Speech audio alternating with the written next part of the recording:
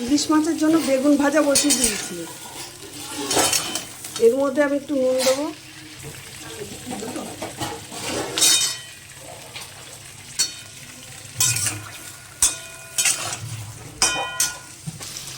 বেগুনের মধ্যে একটু সামান্য হলুদ দিয়ে দিয়েছিলাম। এবার বেগুনটাকে আমি নামিয়ে দেবো।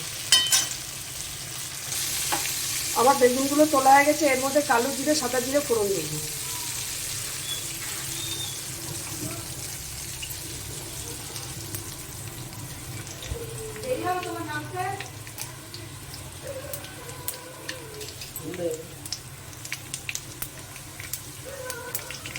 দিয়ে দেবো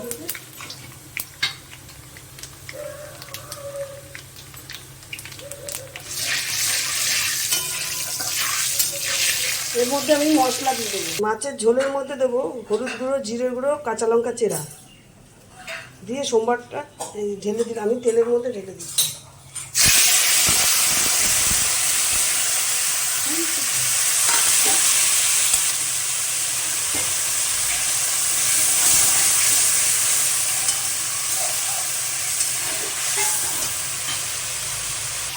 মশলাটা ইলিশ মাছের মশলাটা আমার হয়ে গেছে। এবার আমি জল দিয়ে দেবো।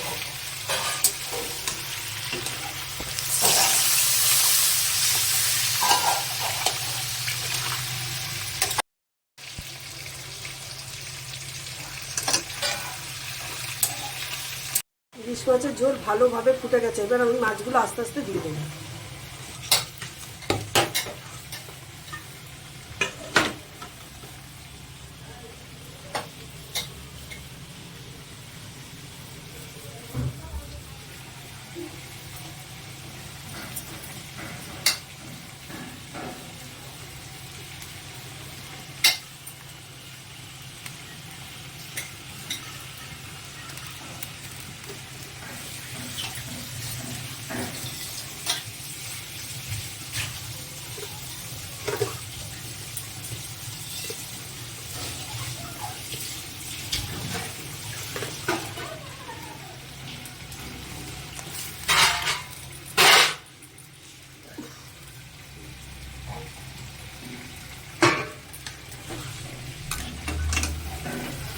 সব মাছগুলো আমার ঝোলের মধ্যে দেওয়া হয়ে গেছে।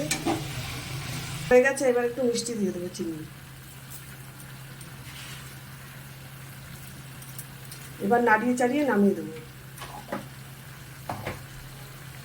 ইলিশ মাছের ঝোল ভালোভাবে ফুটে গেছে, মাছও সিদ্ধ হয়ে গেছে। এবার আমি বেগুনগুলো দিয়ে দেবো।